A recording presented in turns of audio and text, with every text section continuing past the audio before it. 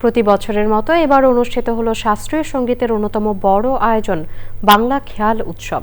Channel আইয়ের উদ্যোগে সংস্কৃতির পরিশীলনে উচ্চাঙ্গ সঙ্গীতকে মানুষের কাছে ছড়িয়ে দেওয়ার তাগিদে খেয়াল উৎসবের এই আয়োজন। বাংলা খেয়াল উৎসব সঙ্গীত অনুরাগীদের মাঝে সুর ছড়িয়েছে। লুৎফর রহমান সোহাগের রিপোর্ট।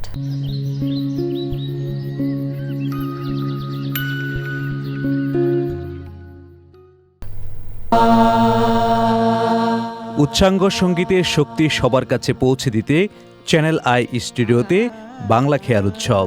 এবারের আসর আয়োজন করা হয় সঙ্গীতজ্ঞ আজাদ রহমানের স্মরণে। বরেণ্য শিল্পীসহ নবীন প্রবীণ শিল্পীরা অংশ নেন খেয়াল উৎসবে। চ্যানেল আইয়ের পরিচালক ও বার্তা প্রধান শাইখ সিরাজ বলেন, বাংলা সঙ্গীতের উৎকর্ষ সার্বজনীনভাবে পৌঁছে দিতেই এই আয়োজন। চ্যানেল আই শুদ্ধ সঙ্গীতের জন্য যেই চেষ্টাটি করে আসছে দীর্ঘদিন যাবৎ, এবং বাংলাদেশে কেন এশিয়াতে চ্যানেল আই একমাত্র যারা মিউজিক অ্যাওয়ার্ড দিয়ে থাকে, সেই ধারাবাহিকতায় শুদ্ধ সঙ্গীত চর্চাটা প্রসারিত হোক, এটাই আমাদের উদ্দেশ্য।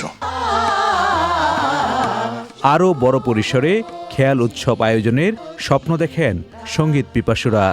আজাদ রহমানের ভীষণ একটা মনের ভিতরে একটা চিন্তা চেতনা, ওনার একটা আগ্রহ ছিল বাংলা ভাষায় বাংলা খেয়াল গাওয়ানো।